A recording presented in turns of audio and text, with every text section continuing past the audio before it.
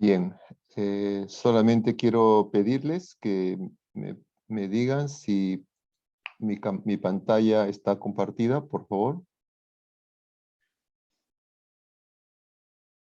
Conforme, doctor. Ahora sí. Ahora sí. Sí, por favor, los demás confirmen. ¿Se visualiza la pantalla? Sí, se visualiza. Bien, a ver, considerando que esta charla pues corresponde a esta inquietud de nuestros amigos de involucrados con el tema de salud, yo creo que voy a tratar de enfocar la charla un poquito en esa dirección, ¿no? Para luego ver cuál es el tema del escenario sísmico en Perú y finalmente, pues, quizás responder la pregunta si estamos realmente preparados ante la ocurrencia de un gran sismo, ¿ya? Entonces, yo espero que tengamos algunos médicos participando en la charla, porque para ellos les va a ser fácil poder imaginarse que por primera vez estamos abriendo nuestro consultorio médico, y vamos a tener la suerte de recibir a nuestro primer paciente, ¿no? Entonces, abrimos la puerta y entra nuestro primer paciente, y ahí lo tenemos. Obviamente, nuestro paciente lo vemos que está muy inquieto, que se está movilizando en torno a un eje, ¿no? Y obviamente nosotros le preguntamos, ¿por qué te movilizas tanto? Y nuestro paciente nos va a decir, porque es la única manera que yo puedo generar un día con sol y un día sin sol. Es decir, que voy a generar el día y la noche. Y luego le preguntaremos a nuestro paciente, ¿de dónde vienes? Y nuestro paciente nos dirá, yo vengo de un sistema solar que está compuesto por el Sol y por aproximadamente 8 planetas, de los cuales únicamente el planeta Tierra reúne todas las condiciones para generar vida en su superficie. Entonces, esto obviamente representa algo maravilloso para todos, ¿no? Para el médico en este caso. Y nuevamente al planeta Tierra le volvemos a preguntar, bien, ¿y qué edad tienes? Nuestro planeta nos va a decir, bueno, mira, tengo 4.500 millones de años, ¿no? Y en realidad no sé cuándo es que voy a morir, no sé cuándo es que voy a desaparecer, ¿no? Pero quisiera saber en qué etapa o en qué año de toda mi vida estoy en este momento. Luego el planeta Tierra nos dirá, ¿sabes qué? Tengo problemas, siento dolores en mi interior, siento malestar en mi interior y quisiera saber qué tengo, porque de lo que me pasa dentro en mi interior, ¿no? En el interior de mi cuerpo, me está generando en superficie, en mi piel, cambios muy bruscos.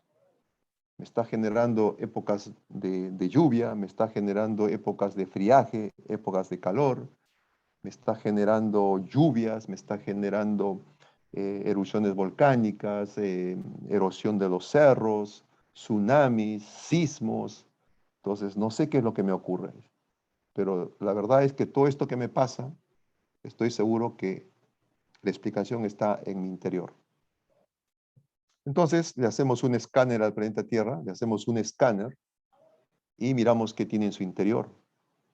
Y vemos que en el interior pues hay unos flujos que se están movilizando a manera de un río en diferentes direcciones. Y rápidamente nos damos cuenta que en la parte central del planeta Tierra hay una bola metálica que ahí está pintada de color rojo, que ahora se conoce como el núcleo, pero es el corazón de la Tierra.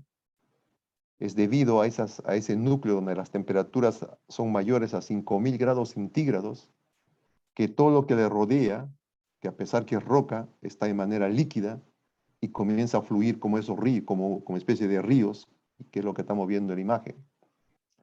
Y según la flecha, ese río sale de manera vertical y golpea la parte inferior de la corteza oceánica.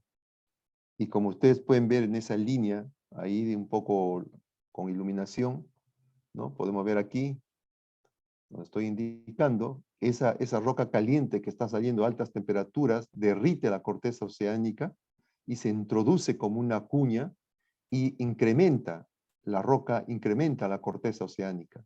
Es decir, que en los fondos oceánicos la Tierra está aumentando su superficie, ¿no? Y de manera global podríamos decir que se estaría inflando como un globo. Pero hay un remanente de este flujo de roca caliente que ustedes se dan cuenta que circula hacia la derecha y hacia la izquierda. Este flujo caliente lo que hace es que la parte de la corteza más antigua, que está hacia la derecha por un lado y por otro lado está hacia la izquierda, se vuelve a introducir dentro del planeta Tierra, se vuelve a introducir al interior del planeta Tierra. Es decir, que al final tenemos en los fondos oceánicos creación de nueva corteza y en los costados de los fondos oceánicos, en las zonas costeras, tenemos pérdida de material corteza que vuelve al interior de la Tierra. Y ahí se genera un equilibrio que permite que realmente pues, la Tierra no pase a un proceso evolutivo donde pues, llegue, por ejemplo, como he mencionado hace un momento, pues inflarse como un globo. Y todo esto que vemos en el interior de la Tierra, ¿qué es lo que está generando sobre la superficie? Esa cáscara que cubre el planeta Tierra, que la conocemos hoy en día como placas tectónicas. ¿Qué es lo que ocurre con esas placas tectónicas? Estas placas, sabemos ahora que se vienen movilizando desde hace más de 240 millones de años. Y en ese proceso de movilizarse, generan sismos, erupciones volcánicas, ¿no? Y toda la deformación que producen sobre la superficie da lugar a que se produzcan o a que tengamos lluvias, viajes, zonas áridas, etc. Es decir, que todo lo que les he mencionado es parte de ese proceso evolutivo que tiene el planeta Tierra. Y la única manera de poder ver que la Tierra sigue su evolución o percibir que la Tierra sigue su evolución sin necesidad de ser geofísico o alguien dedicado a ciencias de la Tierra, lo único que tiene que saber es de que ocurren sismos. Los sismos, al igual que el paciente, que el médico va y le pone la mano en el corazón para ver si está latiendo, o le pone la mano en la muñeca para ver si tiene pulso, los sismos también son el pulso de la Tierra. Las erupciones volcánicas son el pulso de la Tierra. Mientras tengamos sismos, vamos a tener un planeta de Tierra con vida. El día que no ocurra sismos, el día que no ocurran erupciones volcánicas, nuestro paciente esté enfermo y probablemente esté acelerando su muerte. En el caso del planeta, pues probablemente algunas hipótesis es que puede salir de su órbita, otras hipótesis que puede obviamente perder ese calor que tiene en el núcleo, ir perdiéndolo y quedarse como un planeta frío, por lo tanto ya no habría vida en superficie. Entonces, mientras tengamos sismos, debemos estar tranquilos porque nuestro planeta Tierra sigue con vida y vamos a poder seguir habitándolo. Pero esos sismos, ¿dónde se producen? Ahí estamos viendo en la figura, se produce el mayor número de sismos, estadísticamente, se producen alrededor del Océano del Pacífico. Cerca del 80% de los sismos se producen en torno a la placa del Pacífico. Es decir, que todos los continentes que están bordeando la placa del Pacífico, desde hace más de 240 millones de años, han venido soportando sismos, están soportando sismos y van a seguir soportando sismos. ¿Por qué? Por la sencilla razón que el planeta Tierra sigue con vida. Si miramos a nivel global la distribución de estos sismos, que ahí lo vemos en la figura con puntitos amarillos, la distribución de los sismos prácticamente nos dibuja la forma o la forma de las placas tectónicas. Y en el caso de nosotros, la placa de Nazca, que está aquí, es la que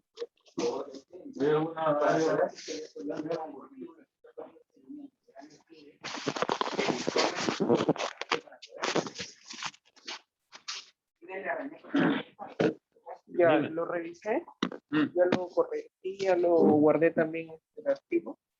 Ese es el orden como va a quedar en la, tanto en las Por favor, si voy especificaciones. a continuar, pueden apagar sus micrófonos.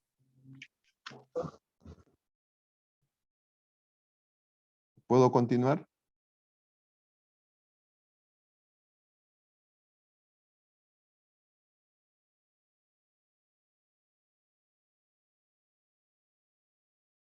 Por favor, que alguien me diga si puedo continuar, porque... Sí, ingeniero. Doctor, ¿puede continuar? Ok, de acuerdo.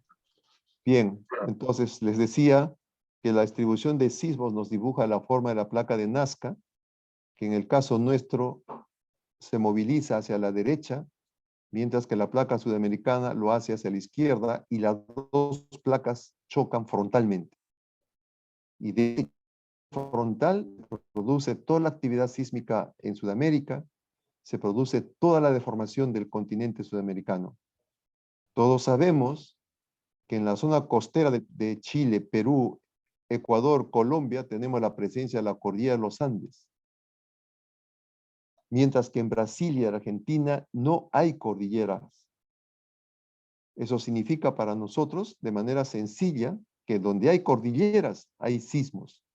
Donde no hay cordilleras, no hay sismos.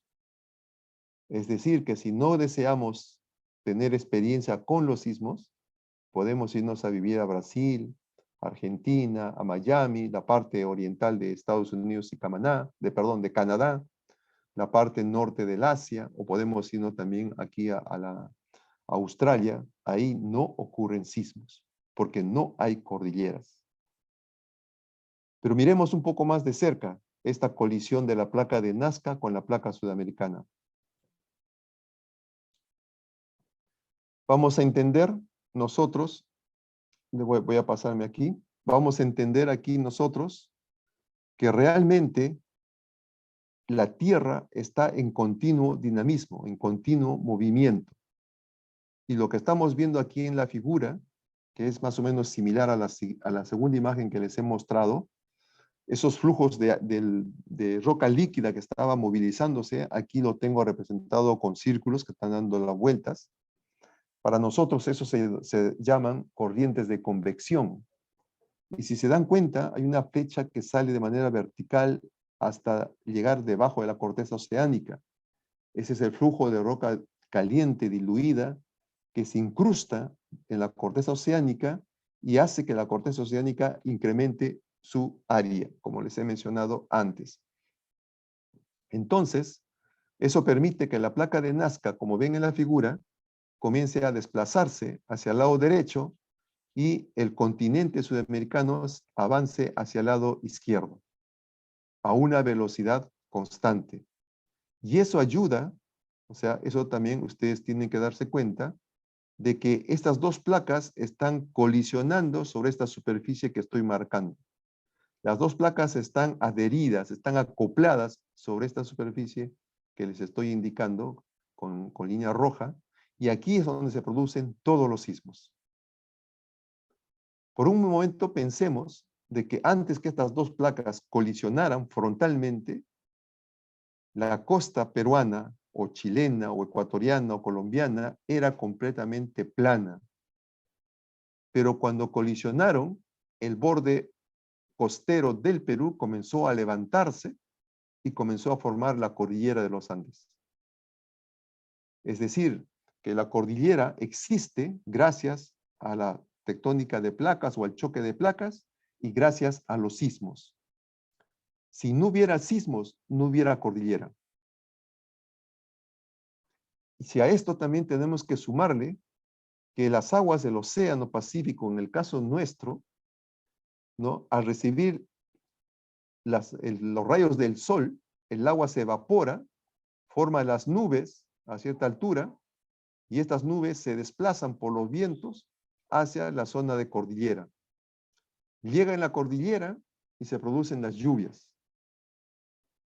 En primera instancia, las lluvias erosionan la cordillera, forman los cañones, forman los valles, ¿no?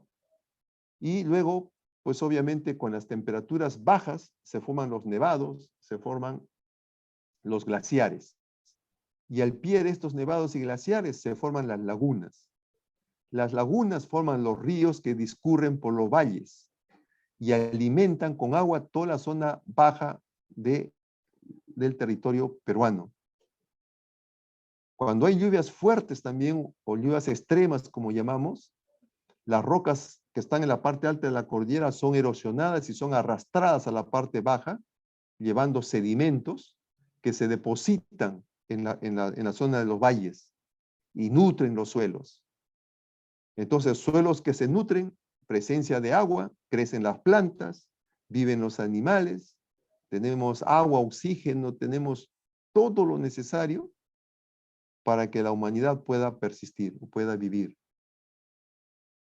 Todo lo que les he contado, la naturaleza lo hace sin necesidad de la presencia del hombre.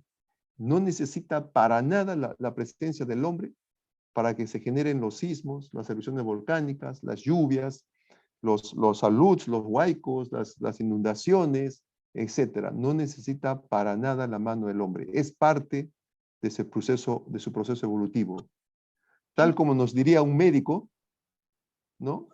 A usted con la edad le está cambiando el color de la piel, le está cambiando el cabello, le está cambiando la forma de su cuerpo, ¿no? Con más años le está saliendo las primeras arrugas en la piel, etc. Igual la Tierra también sigue su proceso evolutivo. Y esto, obviamente, si hemos dicho que la actividad sísmica se produce a lo largo de esta superficie de contacto de las dos placas, centrémonos ahora en el Perú. En el Perú, históricamente, la figura del lado izquierdo, históricamente han ocurrido una gran cantidad de eventos sísmicos de gran magnitud. En mayor número en la región sur del Perú, menor número en la zona centro donde se encuentra Lima y mucho menor en la zona norte del Perú. Significa que tectónicamente, geodinámicamente, la deformación es mayor en el sur del Perú, un poco menor en el centro y mucho menor en la parte norte de nuestro país. Históricamente, todo a la izquierda, por favor. ¿pueden apagar sus micrófonos, por favor?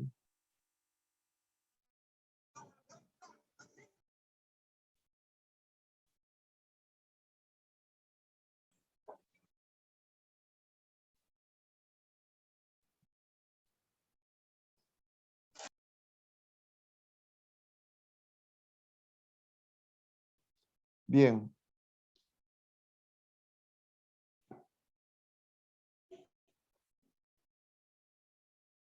Bueno, la figura del lado izquierdo lo que muestra son 500 años de datos que nos dicen que hemos tenido eventos sísmicos de magnitudes muy importantes, como los que ocurrieron en el año 1746 en el caso de Lima, 1868 en el caso del sur del Perú.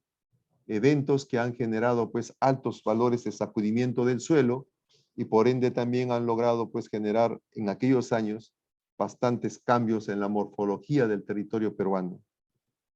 En la figura del lado derecho lo que vemos son los sismos que han ocurrido en los últimos 60 años, lo cual nos confirma de que cualquier área urbana de nuestro territorio históricamente ha sido afectado por un sismo de magnitud importante. Siempre. No existe una sola área urbana que en el pasado no haya sido afectada por sismos.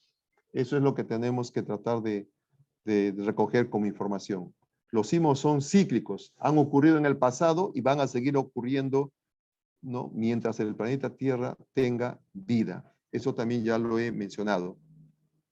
Bien, si estamos diciendo que la placa tectónica, la placa de Nazca, se está introduciendo por debajo del continente, entonces la pregunta es, ¿cómo realiza este proceso de introducirse por debajo del continente? ¿Cómo lo hace?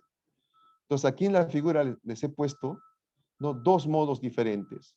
Desde Ica hacia arriba, la placa de Nazca, tal como ven en la figura, colisiona con el continente, se introduce más o menos hasta 100 kilómetros de profundidad y luego se traslada de manera horizontal hasta llegar más o menos debajo de Yurimaguas o debajo de Pucallpa.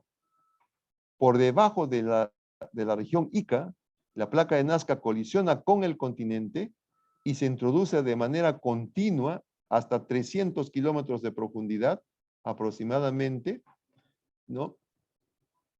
Aquí.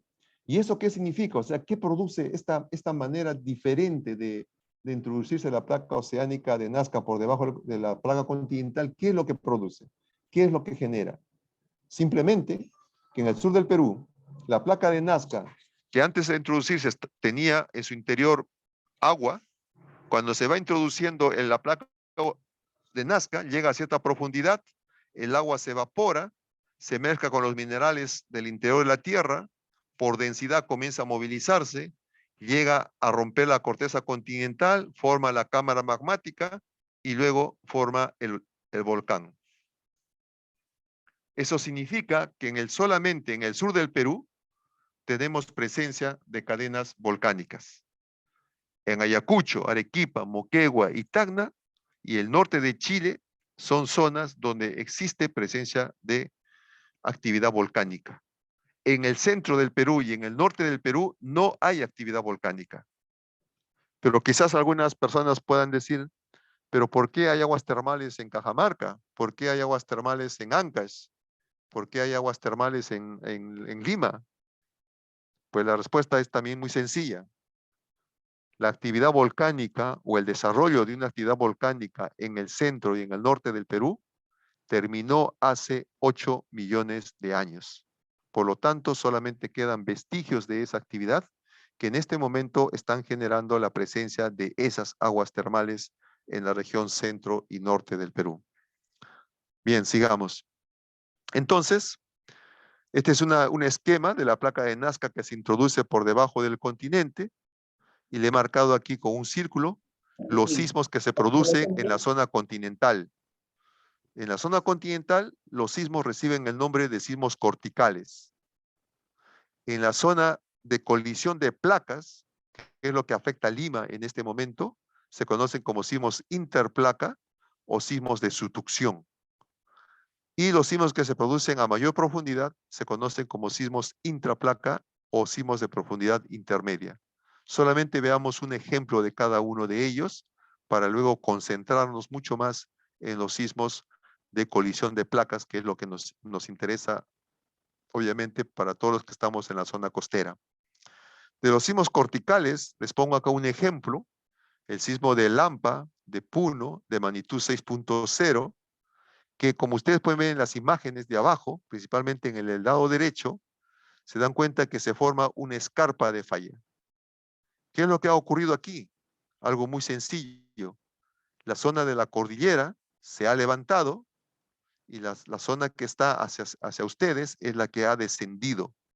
Es decir, la cordillera de los Andes está en continuo levantamiento, en continuo crecimiento. Y eso hace que se produzcan o se formen las fallas geológicas que cada vez que se reactivan generan un evento sísmico. Y estos eventos sísmicos ocurren muy cerca a la superficie. Por eso es que, según la figura del lado izquierdo, el área en la cual se percibe el sacudimiento del suelo es muy pequeña, no es muy grande, áreas pequeñas, ¿no? Y por lo general en las zonas andinas, lo que tenemos como viviendas que prevalecen en mayor número son las viviendas de adobe, de quincha, etc. Y esas son las que vienen siendo afectadas por el sacudimiento del suelo producto del sismo. Las viviendas de concreto y de ladrillo no sufren daño, solamente este tipo de viviendas. En el caso de los sismos de profundidad intermedia, les voy a poner el ejemplo del sismo de Loreto del 2019. Un sismo que realmente sacudió el suelo de Lima también con bastante intensidad. Quizás muchos de ustedes lo recuerden, ¿no? En la madrugada. Este sismo, tal como se los he mencionado, ocurre en la zona muy cerca de Yurimaguas, está por aquí, y el sismo fue percibido, o el sacudimiento del suelo producido por el sismo, fue percibido hasta distancias tan grandes como Lima. Es decir, que los sismos que ocurren a mayor profundidad van a tener un área de mayor percepción, un área de mayor sacudimiento de suelo. Eso es lo que tenemos que intentar distinguir. Y estos sismos Lo que generalmente producen en superficie son escenarios como el que vemos aquí en las figuras. Se conoce como licuación de suelos. Las zonas que tienen, los suelos que tienen presencia de arcilla y agua tienen deslizamientos como estamos viendo en la figura superior izquierda. O en el de la derecha, que vemos que también los suelos de arcilla y aguas tienen fisuramientos como el que vemos en la imagen. Y muchas veces las personas suelen decir la tierra se está abriendo y eso no es cierto, solamente son estas capas muy delgadas de arcilla y agua.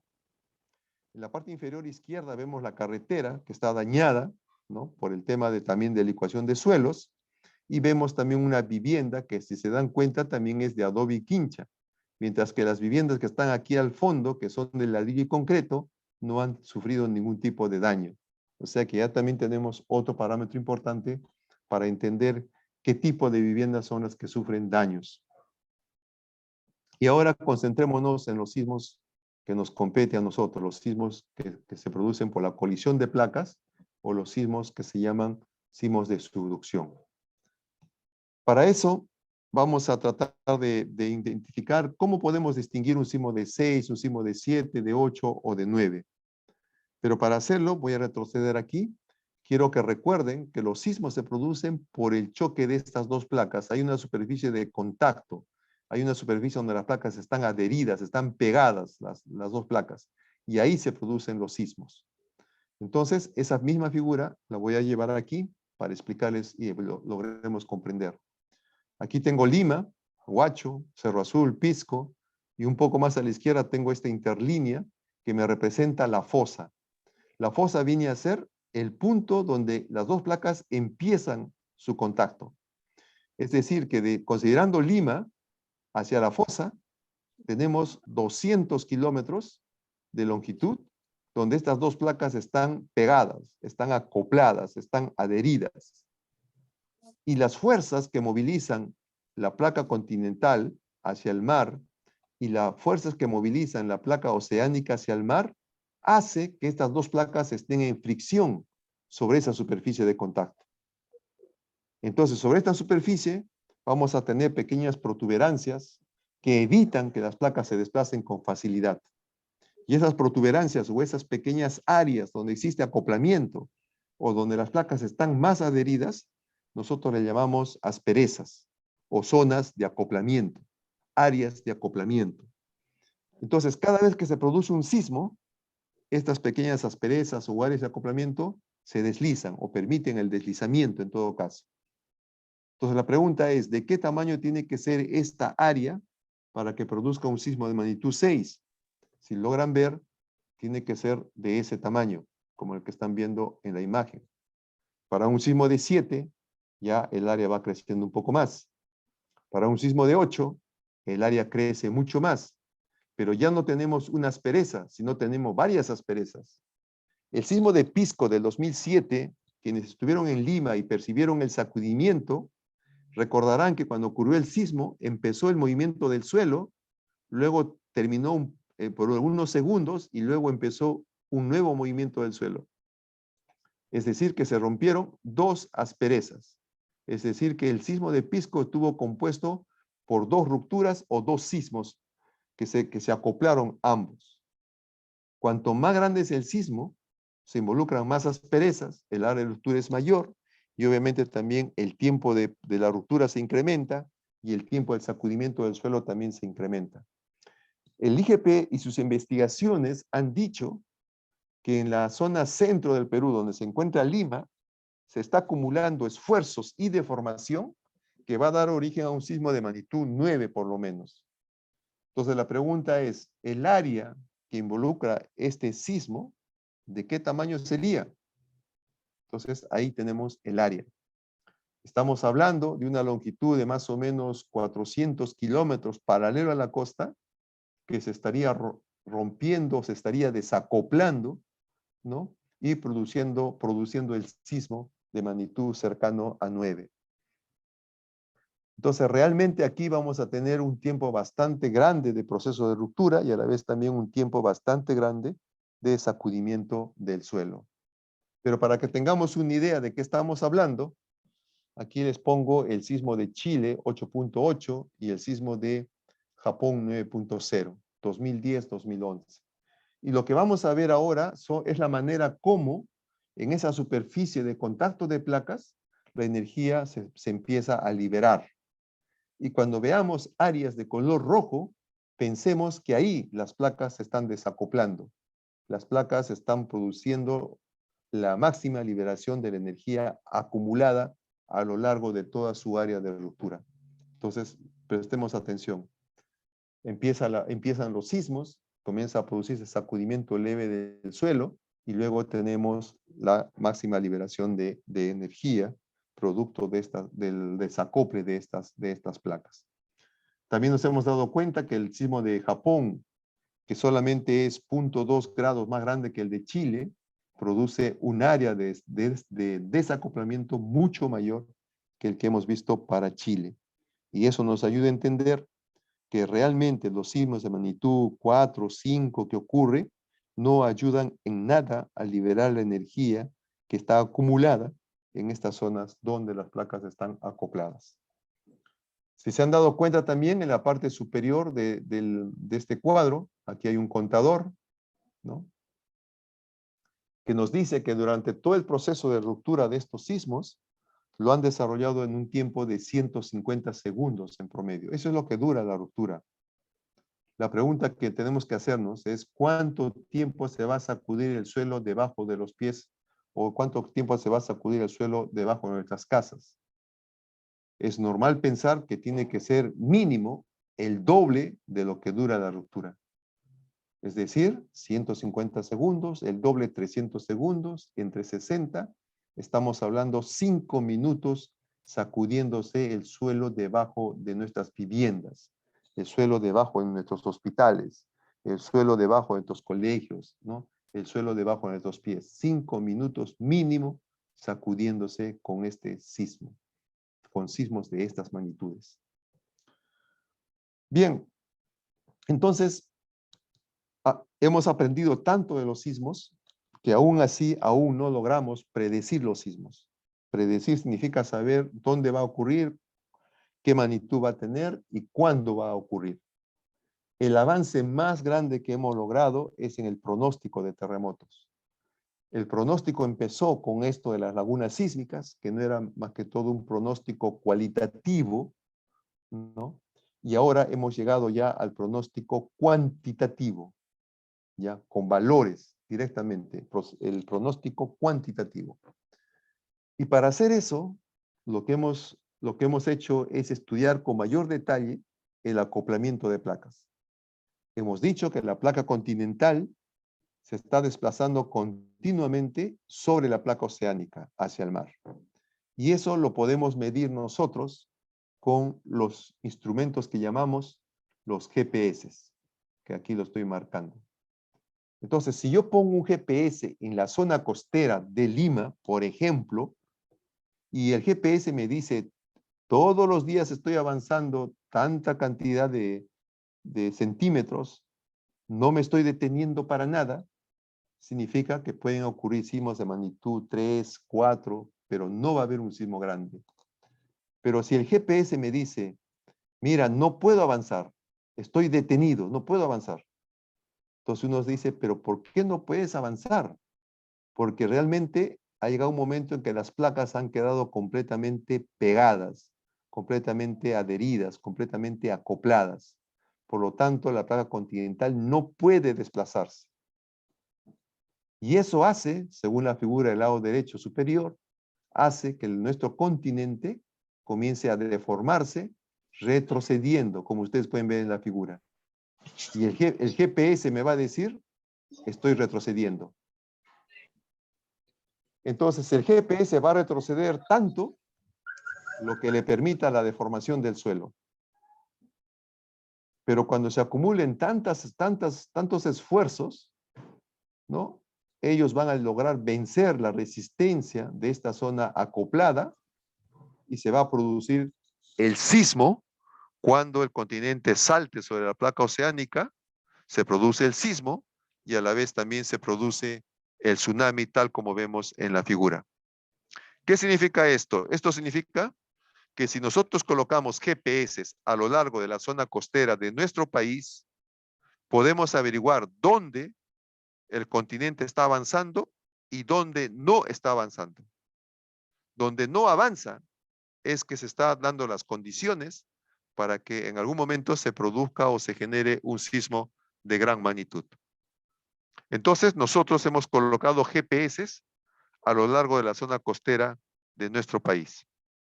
En una primera etapa del proyecto entre Lima y Antofagasta en Chile. Pero mientras los GPS van registrando, nosotros nos hemos preguntado, ¿qué sabemos de esta zona? Lo que sabemos es que en el pasado, en Lima, ha ocurrido un sismo de magnitud 8.8, quizás el más grande que ha ocurrido en esta zona. En el sur de Perú también aparentemente uno de 8.8 y en el norte de Chile también otro de 8.8. Sismos que ocurrieron en 1746, 1868 y 1877. ¿Qué más sabemos? Sabemos que en Lima ocurrió los sismos del 74 con una magnitud cercana a 8, el del 40 también cercana a 8 y el del 66 también con una magnitud cercana a 8. Es decir, sismos que presentaron magnitudes menores al que presentó el sismo de Pisco 2007. ¿Qué más sabemos? Sabemos también que en el 2007 ocurrió un sismo en Pisco, como todos sabemos, y también que en el sur del Perú ocurrió otro sismo en el 2001. En esta última figura, todo lo que está de gris son aquellas zonas donde en los últimos más de 100 años no ocurre un sismo importante. Es decir, que tenemos toda esta zona que estoy marcando aquí, que está acumulando esfuerzos, que está acumulando deformación y que en algún momento debe dar origen a un sismo de gran magnitud. Ahí está. Entonces, hemos recogido los datos de GPS, los hemos analizado, los hemos procesado y los hemos puesto en un mapa. Entonces, ahora les voy a mostrar un mapa donde les voy a pedir que se fijen en la orientación de las flechas de color negro. Porque esas flechas nos van a decir en qué dirección se está moviendo el GPS. Si las flechas apuntan hacia el mar, nos quedamos tranquilos, no va a haber un sismo grande. Pero si las flechas apuntan hacia el continente, significa que hay una zona acoplada que está acumulando esfuerzos de formación y va a dar origen a un sismo de gran magnitud. Entonces miremos las figuras, el mapa, por favor. Ahí lo tenemos. Entonces rápidamente nos damos cuenta que todas las flechas apuntan hacia el continente. Significa que se está acumulando esfuerzos, significa que se está acumulando deformación y tiene que haber una zona donde las placas estén acopladas que en algún momento va a tener que generar un sismo de gran magnitud.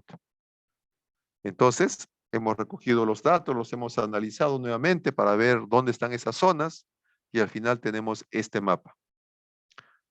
Aquí nos damos cuenta que frente a Lima tenemos una zona de acoplamiento. En el sur de Nazca y Chala, por la parte de Arequipa, hay otra zona. Frente a Moquegua y Tacna hay otra zona. Y en el norte de Chile también tenemos una de mayor tamaño. Por el tamaño de estas áreas nos podemos dar cuenta ya de dónde va a ocurrir el sismo de mayor magnitud. Y eso va a ocurrir en el norte de Chile. Un sismo de una magnitud bastante importante que probablemente pues afecte a Arequipa, Moquegua, Tacna, Puno, Cusco, Bolivia, todo norte de Argentina, norte de Chile. Pero en el caso de la zona central del Perú, donde está Lima, aquí tenemos la zona donde debería en algún momento ocurrir un sismo de gran magnitud. ¿Cuándo? No lo sabemos, pero va a ocurrir. ¿Y qué magnitud tendría este sismo? Esa es la otra pregunta que nos hacemos. Entonces, nos hemos preguntado, ¿cuánto tiempo se está acumulando deformación? Más de 270 años. ¿Cuál es la velocidad con la cual se mueven las placas? 6 centímetros por año. ¿Cuáles son las características físicas del suelo del fondo oceánico o del océano, de la corteza oceánica, de la corteza continental? También las conocemos. Y aquí está la zona de acoplada frente a Lima. Entonces hemos dicho, si conozco estos parámetros, voy a generar el terremoto, voy a producir el terremoto. Y cuando hemos hecho eso, hemos logrado tener el registro de ese terremoto. Y este registro es obviamente como el electrocardiograma. Cuando el corazón late muy fuerte, tenemos pulsos muy grandes. Y cuando late muy débil, pues tenemos pulsos de menor amplitud. Entonces, por el tamaño de estos pulsos, podemos saber si el corazón es muy potente, por así decirlo. No soy médico, pero pues, en el caso de los sismos, podemos decir que el sismo va a ser mucho más grande que aquellos señales o registros que son de menor amplitud. Entonces, hemos tomado esa señal y la hemos dibujado aquí en otra escala. Aquí en la figura del lado izquierdo, le hemos puesto con color rojo y azul, ¿no? Y luego a los amigos de Chile les hemos dicho, por favor, pásame los registros del sismo del 2010. Nos ha pasado sus registros y aquí le hemos pintado con una línea de color verde. Si se dan cuenta, las líneas prácticamente son similares, son idénticas, sobre todo aquí en la parte de arriba. Eso significa que si este sismo que decimos puede ocurrir frente a la costa del Perú, este sismo va a presentar magnitud por lo menos similar al del sismo del 2010 de Chile. Estamos hablando de magnitud 8.8. Algunos colegas nuestros con otras técnicas dicen que el sismo podría ser incluso de magnitud 9.0. Entonces ya conozco dónde va a ocurrir el sismo, ya conozco la magnitud. Lo que no sé es la fecha. Pero lo que sí puedo averiguar es qué pasaría con Lima Metropolitana. Entonces aquí también en la figura les he dibujado la aspereza que está aquí, o la zona acoplada que está aquí, y he puesto estrellas con números. ¿Por qué? Porque el área es tan grande que no sé dónde va a empezar el sismo. Entonces yo he hecho unas simulaciones, hemos hecho unas simulaciones para decir qué pasa con Lima Metropolitana, que aquí está representada por un cuadrado blanco. ¿Qué pasa si el sismo empieza en el sur, en el norte, frente a Lima, más alejado de Lima, etcétera? ¿Qué pasa con Lima? Y lo que hemos comprendido, obviamente, es que el sacudimiento del suelo bajo Lima o cualquier otra ciudad va a depender de la composición del suelo. Suelos que están compuestos por arenas, por conglomerados, por rellenos, que tienen además agua en su interior, las ondas sísmicas se van a amplificar y el suelo se va a sacudir con mayor intensidad. Suelos que son compactos, duros, las ondas sísmicas se van a atenuar y los suelos se van a sacudir con menos intensidad. Entonces hay que saber las características del suelo de Lima. Y eso lo hemos hecho con los amigos de la UNI, dentro de un proyecto que se llamó SATREPS. Se ha hecho los estudios del suelo, ¿no? Y hemos logrado conocer, pues, cuál es la propiedades físicas, elásticas de estos suelos. Considerando ya toda esa información, ahora sí, nosotros hemos hecho una serie de ensayos para tratar de averiguar cuál sería el nivel de sacudimiento del suelo en Lima. Pero a la vez también, de manera paralela, hemos ido recogiendo mayor cantidad de datos de GPS, pero ya no para Chile solamente, sino para todo el Perú, para tratar de confirmar nuestros primeros resultados. Y lo que hemos encontrado es este mapa. El mapa de acoplamiento sísmico en la costa peruana.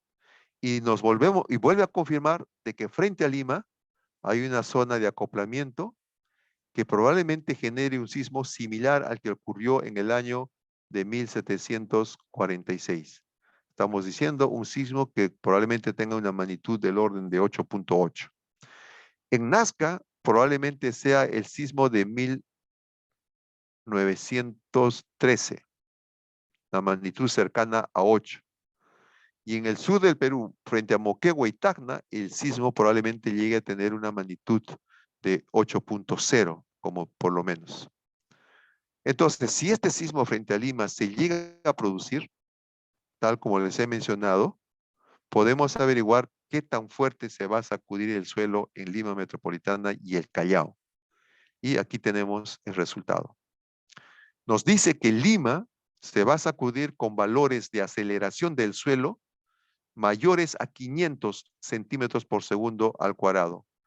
Es decir, 500, 600, 700, 800 incluso hasta 900 centímetros por segundo al cuadrado. ¿Ya? Entonces, para que logremos comprender qué significan estos valores, entonces les voy a pedir que recuerden un poco qué tan fuerte se sacudió el suelo en Lima en el año 2007.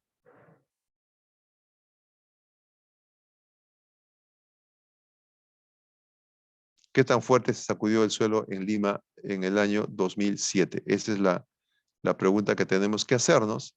Y les puedo decir que en la zona, por ejemplo, del Callao, Miraflores, San Isidro, Surco, Surquillo, San Miguel, Magdalena, el suelo se sacudió con valores de 80. En la zona de La Molina, por donde está la Rinconada, el suelo se sacudió con valores de 110.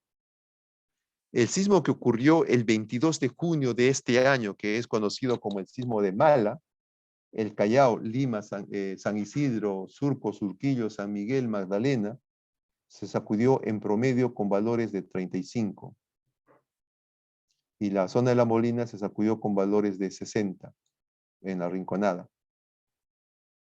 Si este sismo que estamos indicando aquí llega a ocurrir, el suelo se va a sacudir con valores mayores a 500.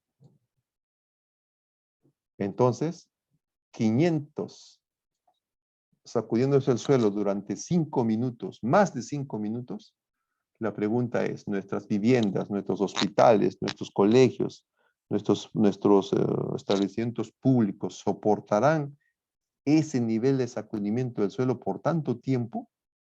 Es la pregunta que tenemos que hacernos todos para entender o comprender realmente cuál es el nivel de preparación que tenemos en este momento.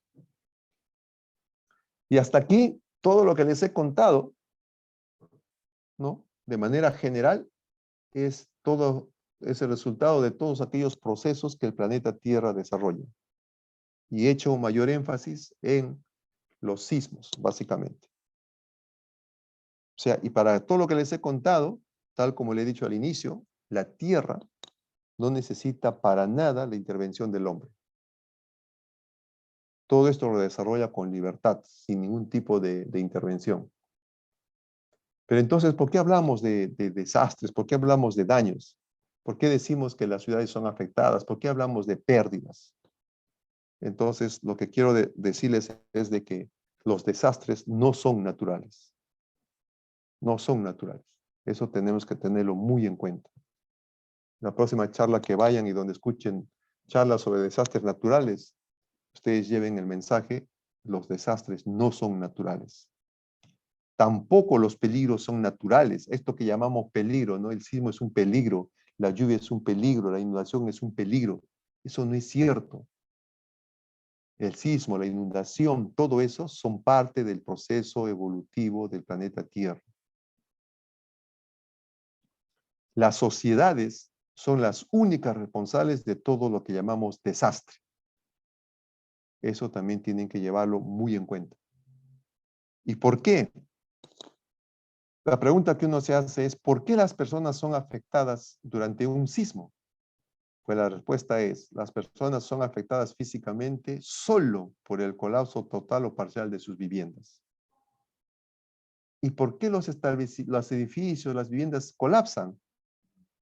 ¿No? Es la gran pregunta. Porque si las viviendas colapsan, los edificios colapsan, las personas son afectadas físicamente. Entonces, ¿por qué colapsan? Entonces, la respuesta está aquí. Colapsan porque son viviendas que han sido construidas con materiales que no son los adecuados, que son viviendas muy antiguas. El siguiente parámetro es que han sido construidas sobre suelos que no son compactos, que no son buenos. Aquí en la pequeña imagen se pueden dar cuenta. Toda esta parte del suelo se está hundiendo, mientras que esta parte se está levantando. Y aquí a las viviendas las está separando. O sea que no son suelos buenos. Las ondas sísmicas se van a amplificar y van a dañar las estructuras. Y lo último, la morfología. Las viviendas están siendo construidas sobre superficies que no son las adecuadas. Ribera de los ríos, ribera de las quebradas, ladera de los cerros, zonas pantanosas, zonas arenosas. por su morfología, son un riesgo. Cualquier cosa que yo construya ahí de manera inadecuada va a colapsar con el sacudimiento del suelo producto de un sismo y las personas pueden ser afectadas físicamente. Esto es Lima en el año 1613, Lima pequeñita aquí en la imagen, 1891, Lima ya crece un poco y ya aparece también el Callao y la Punta. Pasamos luego al año 927, Lima ya crece un poco más, también el Callao, y me voy hasta 1974. Y ahí tenemos Lima, lo que fue en ese año, Lima y el Callao. ¿Y por qué he puesto ese año? Porque en ese año, en octubre de ese año, ¿no?, ocurre un sismo importante, ¿no?, el de magnitud 7.8, el último más grande que ocurrió frente a Lima, y los daños que se produjeron, tal como ven en la imagen superior, es en el parque, cerca del parque universitario. Las viviendas de Adobe y Quincha colapsaron. Creo que esas viviendas todavía siguen en las mismas condiciones hoy en día. En la figura inferior son viviendas en la zona de Chorrillos, donde también las viviendas de Adobe y Quincha colapsaron. Pero una cosa interesante hay que ver en la figura aquí de Lima del 74. Toda esta zona que estoy marcando por aquí son zonas donde tenemos una gran presencia de arenas, producto de los vientos, etcétera, que ha llevado a las arenas. Y en la parte sur también tenemos todo esto lleno de arenas, ¿no? Por aquí un poquito ahí enredado, aquí por acá, y también por aquí. Zonas de arenas. Después del año 74, Lima creció de manera acelerada debido a la migración de la población del interior del país. ¿Y qué suelos ha ocupado esa población? Ha ocupado todos esos suelos que vemos ahí en la imagen. Todo lo que está de color rojo o rojo claro, o café rojizo, ¿no? Y obviamente lo han hecho con el tipo de vivienda que ustedes pueden ver en la imagen, ¿no? O sea que no se han ocupado suelos que realmente reúnen las condiciones para no ser afectada por un sismo. Y aquí podemos ver imágenes un poco más interesantes. Suelos húmedos por la presencia que tienen la capacidad de almacenar agua, viviendas que no han sido construidas de manera adecuada, ¿no? Aquí los cerros completamente cubiertos de viviendas que han sido levantados sobre pilca de piedras. Cuando ocurre un sismo con epicentro en el mar, como decimos comúnmente, siempre se va a producir un tsunami, se va a producir la ecuación de suelos, como las imágenes que hemos visto al inicio, y el siguiente proceso es que los cerros se van a sacudir tan fuerte que caen piedras y tierra. Entonces, ¿qué creen que va a caer de estos cerros? Es la gran pregunta que hay que hacerse, ¿no? La ribera de los ríos están siendo erosionadas, y si prestamos atención a la imagen que tenemos ahí, lo que vamos a ver aquí es de que todo este suelo que estoy marcando, ¿no?, hacia arriba, son rellenos, son escombros. Y sobre esos escombros, las viviendas han sido construidas en toda esta zona de la ribera del río, ¿no? O sea que son suelos que van a amplificar las ondas cuando ocurra un sismo, y estas viviendas pueden colapsar con facilidad. Aquí podemos ver también lo que les estoy mencionando, ¿no? Estas viviendas, si se dan cuenta, se están hundiendo, están construidas al costado de la ribera del río Rímac, ¿no? Viviendas de 5 o 4 pisos, que si también prestan atención, se dan cuenta el tipo de amarre que tienen, se dan cuenta que el ancho de esta columna no es coherente con el ancho del cimiento que tenemos en el techo. O sea, todas estas incoherencias obviamente van a desencadenarse en un alto riesgo para toda la población que está viviendo que están en estas viviendas.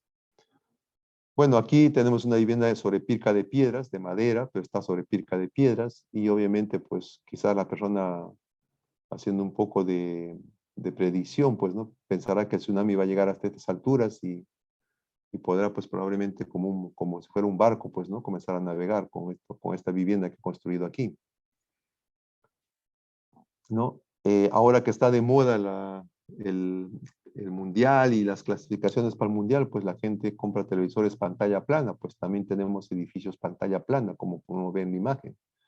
Y aún más, estos son curvos, ¿no?, que es lo más interesante, ¿no?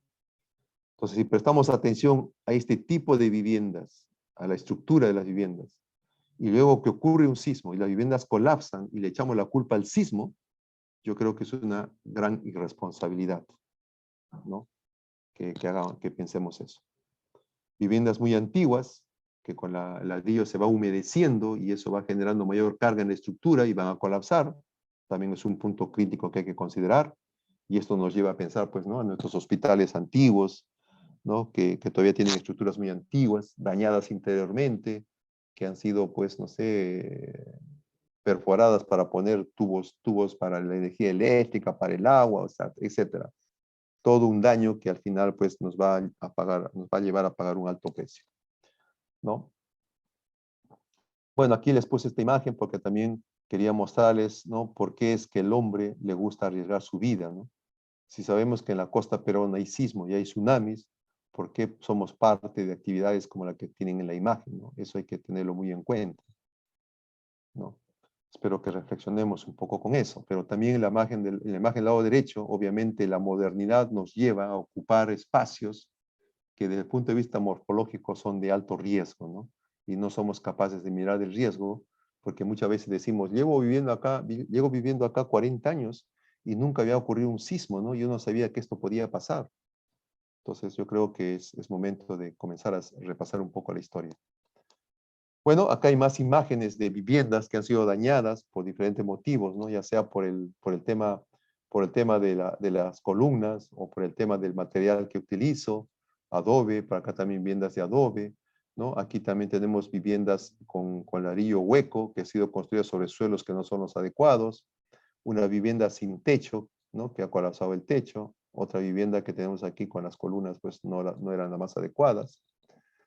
En la figura central y derecha, pues tenemos los suelos, ¿no? Que están formados por arcillas y agua que se fisuran sin ningún problema. Las carreteras es lo que ocurre siempre, por lo general, ¿no? Aquí esta vivienda se ha hundido, obviamente por el peso sobre el agua, se ha hundido en el suelo que tiene agua. En la figura superior derecha, viviendas que se han hundido prácticamente 1 metro, porque cuando ocurrió el sismo, este suelo se llenó de agua y se convirtió en un pantano y las viviendas se hundieron, tal como vemos en la figura inferior, ¿no? Y en la figura del lado izquierdo hacia abajo, pues también tenemos viviendas dañadas por esto, ¿no? Pero todo lo que les he mencionado, lo que les he enseñado, en realidad no es el producto en superficie de la ocurrencia de un sismo, sino es producto del sismo del 30 de julio de este año, sismo de Arequipa del 2001, sismo de agosto del 2007 y sismo de Haití de este año también, ¿no? De 7.2. Si se dan cuenta, los daños siguen siendo los mismos. ¿Qué es lo único que ha cambiado? El lugar y los actores. Cambia el lugar, cambia los actores, los daños siguen siendo los mismos y las historias que nos cuentan los damnificados siguen siendo las mismas historias. No cambia. Entonces yo creo que podemos entender dónde está el problema, ¿no? Estamos preparados para enfrentar el gran sismo de Lima. Yo creo que hasta ahora ya ustedes mismos pueden responderse tranquilamente si están preparados o no están preparados para enfrentar al gran sismo de Lima. Pero si a mí me preguntaran cómo deberíamos prepararnos, yo les diría construyendo casas, construyendo hospitales, construyendo colegios de manera segura ante los sismos. ¿Y cómo lo voy a hacer eso? Solamente siguiendo 4 pasos sencillos, nada más, 4 pasos sencillos. Y esto es un recuerdo de mis amigos de Aceros Arequipa. ¿Cuáles son esos pasos? Buenos planos, buenos ingenieros, buenos suelos y buenos materiales. Solamente con estos 4 pasos yo voy a tener una casa segura ante sismos y por lo tanto no voy a ser afectado físicamente cuando ocurre un sismo porque mi casa no va a colapsar.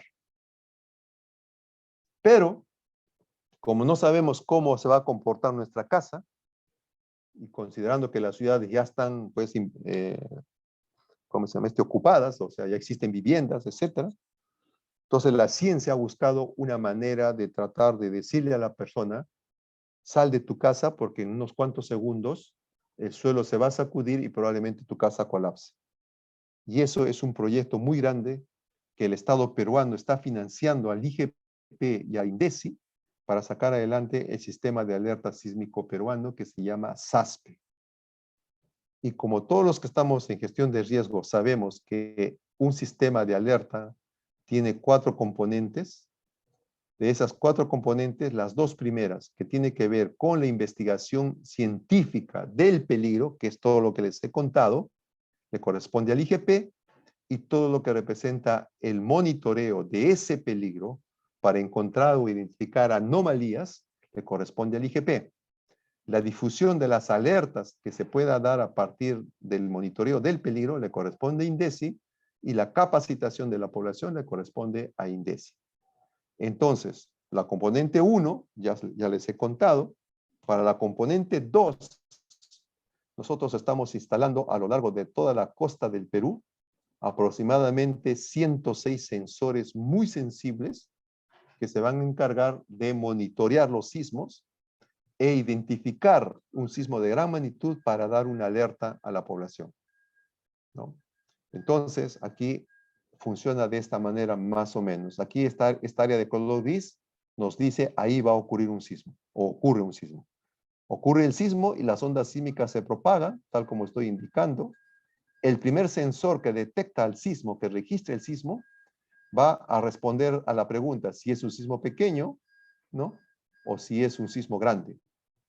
Si es un sismo grande, inmediatamente envía la alerta a este centro de control, a partir del cual van a salir la información a una gran cantidad de sirenas que van a estar colocadas en diferentes puntos de las áreas urbanas para que la población pueda responder. Entonces, este es un prototipo de lo que estamos instalando en zona costera, de las estaciones, de los sensores. Para esto hemos tenido que firmar convenios muy importantes con las municipalidades locales, regionales, empresas privadas, la Dirección de Hidrografía de la Marina Guerra del Perú, con nuestros amigos de Cernán, para lograr sacar adelante el proyecto. ¿Por qué? Porque tenemos que ocupar pequeños espacios o pequeñas áreas dentro de sus jurisdicciones. Este proyecto, tal como lo he puesto aquí en la parte de abajo, es un proyecto financiado por el Perú, hecho por peruanos, para proteger a los peruanos. Eso hay que tenerlo muy en cuenta. Nosotros hemos hecho ya el año pasado, en julio, colocamos sensores en la isla Hormigas, que está a 60 kilómetros mar adentro, en la isla San Lorenzo, que todos conocemos, ¿no? Y en el Morro Solar. Y hemos comenzado a hacer todas las pruebas necesarias para lograr que nuestro sistema funcione de manera adecuada, que dé las alertas adecuadas, en el tiempo adecuado, etc. Es un proyecto que nos permite, pues, mantener protegidas a 18 millones de personas, es decir, 10 regiones a lo largo de la zona costera, ¿no? Y si este proyecto funciona como realmente esperamos que funcione y la población responde de manera adecuada cuando este sistema dé las alertas, nosotros podemos considerar lo que dicen nuestros colegas chinos, que también tienen un sistema similar. Con 3 segundos de alerta, podemos reducir hasta en un 14% el número de víctimas. Con 10 segundos de alerta, un 39%, y con 20 segundos de alerta, un 63%. El día que ocurrió el sismo de Mala, el 22 de junio, la distancia que hay entre Mala y Lima es más o menos 80 kilómetros. La alerta para Lima hubiera llegado 8 segundos a 10 segundos antes que las ondas sísmicas sacudan el suelo de Lima metropolitana, ¿no? Esto significa que cuanto más cerca yo estoy del sismo, mi tiempo de alerta es menor, y cuanto más lejos estoy, mi tiempo de alerta es mayor. Es un sistema, por lo tanto, para algunos sismos, el sistema nos ayuda a nosotros, y para otros sismos, no, nosotros ayudamos a otras regiones o a otra población, ¿no? Eso es lo más importante que hay que considerar. Y mientras nosotros seguimos investigando qué va a pasar con el sismo que va a ocurrir frente a Lima, mientras nosotros seguimos implementando este sistema que realmente esperamos ayude a reducir el alto riesgo en el cual se encuentra la ciudad de Lima o la población de Lima, los hospitales en Lima. Entonces, mientras seguimos trabajando en eso, nosotros seguimos haciendo ciencia para protegernos, ciencia para avanzar. Eso es lo que quería compartir con ustedes, gracias a la invitación. Si tienen alguna pregunta, pues encantado de poder responderla.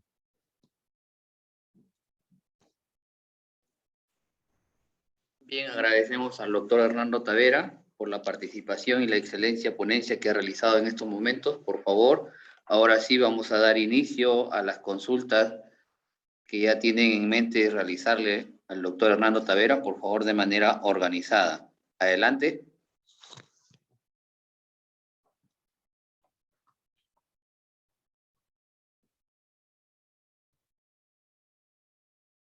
Se han quedado asustados, no hay preguntas. ¿Alguna consulta, por favor? ¿Alguna de las regiones representantes? Adelante, mi estimado Johnny Luis Paredes. Muy buenas tardes. Buenas tardes, reciban un cálido saludo de la Dirección Regional de Salud Puno. Estamos el equipo de equipamiento y mantenimiento de establecimientos de salud. Bueno, es muy bueno prevenir. Sabemos que el gran terremoto del Gran Sur que se espera hace años, ojalá no suceda, pero ya nuestros científicos peruanos están pronosticando y nos están preparando. A mí me gustaría también hacerle una pregunta al ponente. Está bien que en todo el litoral peruano, en la costa, que son 10 departamentos, se haya puesto pues los sensores, ¿no? Y se haya instalado el famoso SAT, el sistema de alerta temprana. Pero también recordemos que la sierra también tiene movimientos sísmicos fuertes, y uno de ellos es Cusco. No, Puno no es exento, está Lampa. Tenemos en Juli, la semana pasada, el mismo instituto ha informado. Entonces también quisiéramos que se ponga esas alertas tempranas, porque tenemos establecimientos de salud que hay rajaduras, ¿no? Y seguramente esa información la tienen ustedes, ¿no? O de repente no están considerando que no haya temblores o algún sismo en la Sierra del Perú. Me gustaría que si hay ese proyecto también para la Sierra del Perú y la selva, que la selva también tiene un terreno muy movedizo, ¿no? Es arcilloso más que toda la tierra de la selva. Yo quisiera hacerle esas preguntas a nuestro científico peruano y agradezco por toda la capacitación que nos están dando, ¿no? Muchas gracias.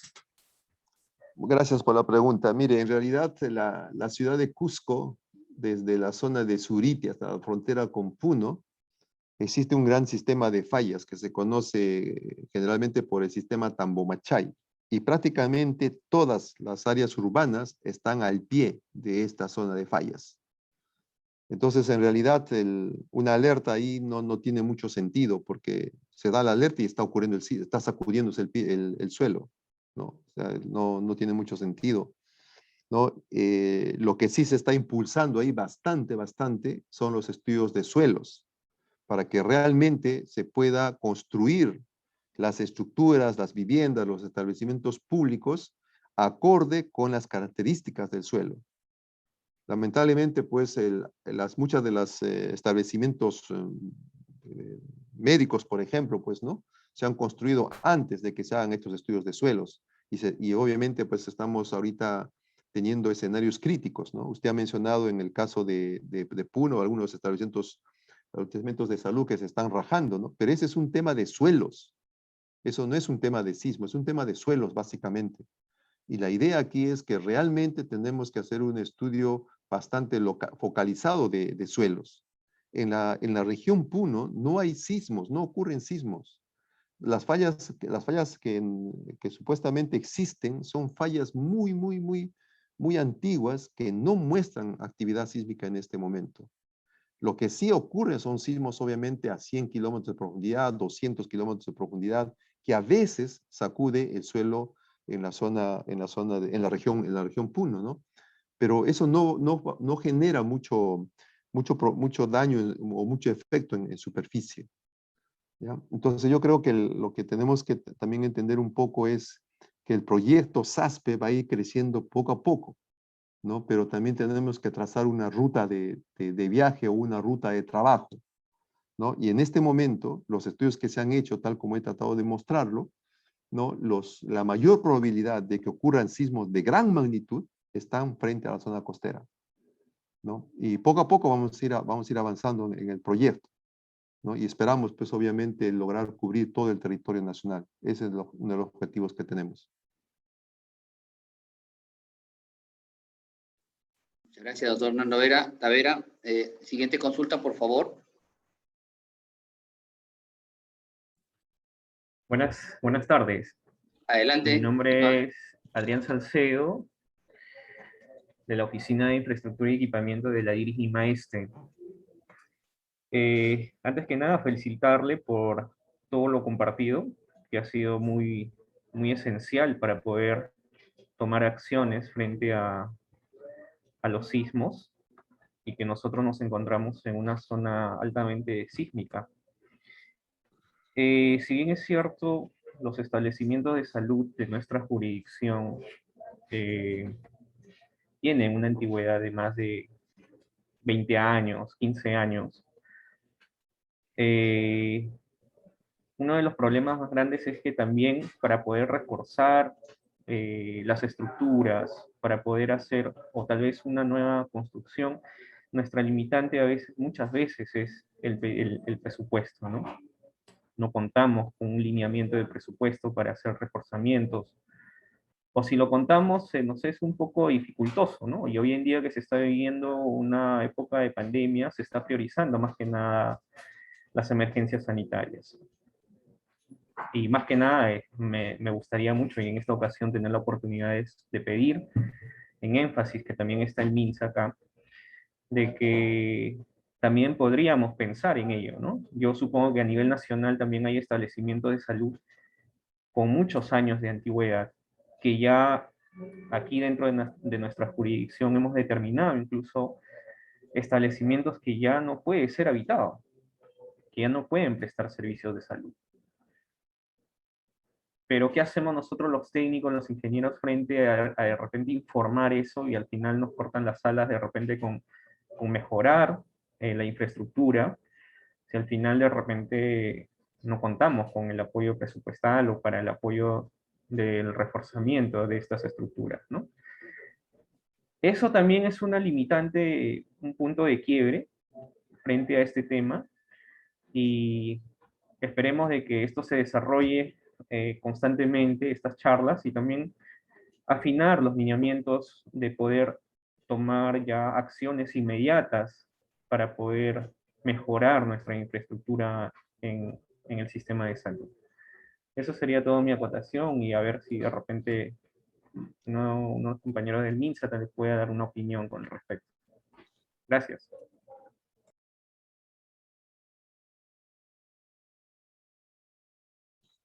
Bueno, un tema bastante puntual aquí es el hecho de que todos somos parte de algo que es algo muy grande que se llama el SINAGER, ¿no? Y cada uno de nosotros dentro de una institución cumplimos un rol, ¿no? Y obviamente en este rol el aporte se va haciendo en cadena. De lo que usted ha mencionado, por ejemplo, usted va a necesitar un estudio técnico, científico, por así decirlo, que avale, ¿no?, algún tipo de observación que usted está haciendo, ¿no?, como usuario de un establecimiento X. Entonces, el informe lo que yo les he mencionado ahorita es parte de un informe técnico que ha sido compartido con INDECI, con CENEPRED, y usted puede descargarlo tranquilamente de internet o del servidor del IGP, ¿no? Y con ese documento, donde se dice ahí cuál es la problemática de los suelos, del sismo, etcétera, usted puede sustentar con ese documento tranquilamente, pues, ¿no?, las observaciones que está haciendo, ¿no? No solo su persona, sino obviamente quien dirige el centro de salud, ¿no? Y obviamente hay problemas de presupuesto, etcétera, ¿no? Pero yo creo que siempre hay que tratar de dejar constancia de lo que realmente estamos observando, lo que realmente creemos que debemos de hacer para reducir el riesgo, ¿no? Lo que a mí me preocupa sinceramente es, por ejemplo, hay algunos documentos que se han hecho que nos dicen cuánta población puede ser afectada, ¿no? En porcentajes, cuántas estructuras van a ser afectadas en porcentaje. Hay documentos que lo han hecho los amigos de CENEPRED, ¿no? Pero si nosotros tomamos solamente como referencia, por ejemplo, de que en el año 1746 los documentos que están escritos ahí dicen que el 10% de la población perdió la vida o fue afectada de manera crítica, el 10% de la población de aquellos años. Ahora tenemos cerca de 11 millones de habitantes en Lima metropolitana y el Callao, ¿no? Y el 10%, ¿cuánto representa de eso, no? Entonces, realmente tendremos capacidad en los hospitales, en los centros médicos, para lograr atender toda esa cantidad de personas, o qué hospitales quedarán en pie y cuáles no. Entonces, realmente es un escenario crítico que tenemos que empezar a evaluar y pensar con bastante seriedad, ¿no? Y a la vez también nos toca, al Instituto Geofísico del Perú, dar la información, ¿no? Con la cual las otras instituciones tienen que hacer uso para también hacer esta cadena, ¿no? Y mostrar realmente cuál es la situación de riesgo de una ciudad como Lima o de los establecimientos públicos que tenemos, ¿no?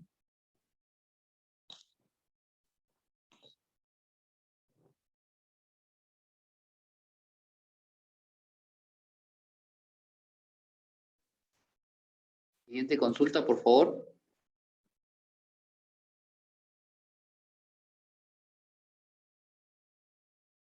Ya no hay más, creo. Sí, al parecer que ya no, mi estimado. ¿Alguna otra consulta? Última consulta, por favor. Bien, si no hay más consultas, agradecemos, doctor Hernando Tavera, muchísimas gracias por la participación de su ponencia. Ha sido interesante y al mismo tiempo agradecerle una vez más en nombre del Ministerio de Salud de GOSDIEN y con todo el equipo que está presente aquí en estos momentos conectados. Agradecemos por la participación y el apoyo de los conocimientos brindados hacia todos nosotros, doctor Hernando Tavera. Listo. Muchas gracias. Muchísimas gracias también a ustedes. Muchas gracias.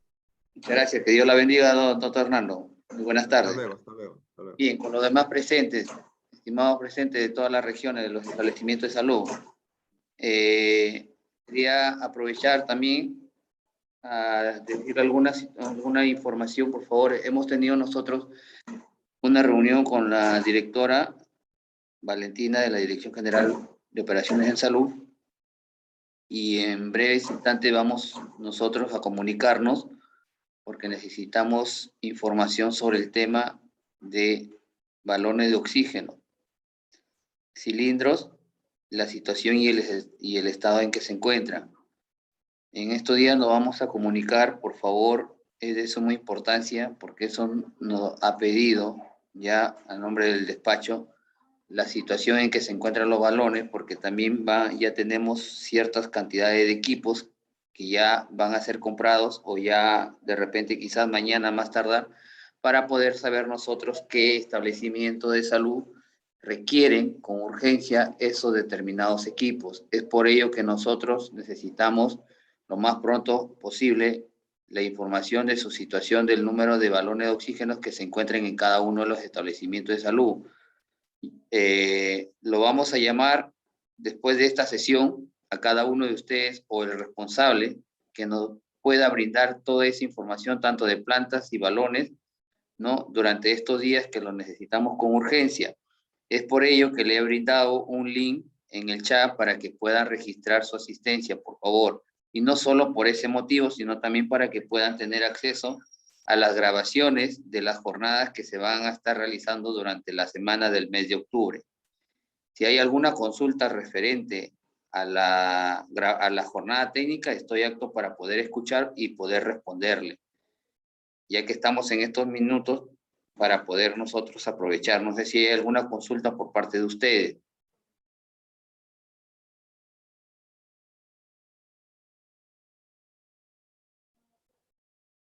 Adelante, mi estimado Johnny Luis. Buenas tardes, una vez más. Buenas tardes. Sí, en lo que es balones de oxígenos y plantas, aquí en la Direza Puno está encargada la doctora Evelyn Choque. Con ella se está coordinando. Estábamos coordinando primero con equipamiento y mantenimiento, pero Después creo que ya coordinaron directamente con ella. Ella puede darles toda la información. Ahí está recién.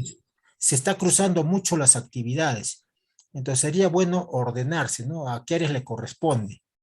Nosotros, por ejemplo, hemos tenido varios trabajos con el MINSA y hemos cumplido.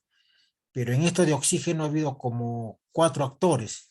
Entonces, para no entorpecer o que no haya una información que no es fidedigna, entonces la doctora Evelyn Choque es la que está encargada de dar esa información de las plantas de oxígeno, de los balones de oxígeno. Sí, yo le voy a pedir de que también a ella la llamen, y ustedes tienen su número de teléfono ahí, porque también ha participado en varias reuniones, para que ella pueda hacer alcance de toda esa información. Gracias. Muchas Se gracias, mi escribe, estimado se John Luis. escribe, pero no sé cómo escribirme. Sí, vamos a estar en contacto durante estos días porque necesitamos toda esa información. Es más, si nosotros lo solicitamos es para tener un consolidado general de toda la información de los equipos de oxígeno, de los establecimientos de salud a nivel nacional, y creo yo que también posteriormente ustedes también van a necesitar saber la situación actual de los equipos, de su determinada jurisdicción. Y es más, con mayor razón, pueden solicitarnos a nosotros y nosotros le vamos a brindar una información ya de mayor confiabilidad, ¿no? Es por ello que le estoy informando esto, porque nos vamos a comunicar después de esta sesión, ya vamos a realizar esas llamadas, tenemos sus directorios telefónicos de la mayoría de ustedes para que nos puedan apoyar en ese tema, ¿no? Y así evitar algunas, como lo mencionó su compañero Luis Paredes, informaciones que no a veces no son seguras, no son cantidades o números exactos, ¿no? Entonces, para evitar esas discrepancias y debilidades que se vienen suscitando hasta la fecha, entonces es por ello que yo acudo y solicito el apoyo de todos ustedes. El que le habla es el ingeniero José Vélez y el licenciado Rafael Ocupa. Nos vamos a encargar todo lo que es a partir de la fecha, información en cantidades, estado, en qué se encuentran los equipos de oxígeno, tanto de balones, plantas, cilindros, ventiladores, ¿sí? Bien, sin más preámbulo, agradezco una vez más la participación de todos ustedes y por favor no se olviden para la siguiente semana, la siguiente jornada técnica. Ya se le envió por el grupo de asistencia dicha programaciones, ya cualquier consulta anticipadamente, si no te han llegado esa información, estoy para poder reenviársela una vez más. No se olviden de registrar su asistencia. Que tengan muy buenas tardes, que la pasen un bonito feriado en unión de todos sus seres queridos y que Dios me los bendiga. Protéjanse Doctor, a todos ustedes. ingeniero, Dígame. dame más tiempo para registrar la asistencia. Claro, por supuesto, le acabo de enviar en el chat, ¿ya? En el chat tiene el link de registro, regístrense por favor, ¿sí? Muchas gracias. Bonito fin de semana a todos ustedes. Un fuerte abrazo a la distancia. Que tengan buenas tardes. Buenas tardes a todos y que viva Miguel Grau. Así es. Ujú.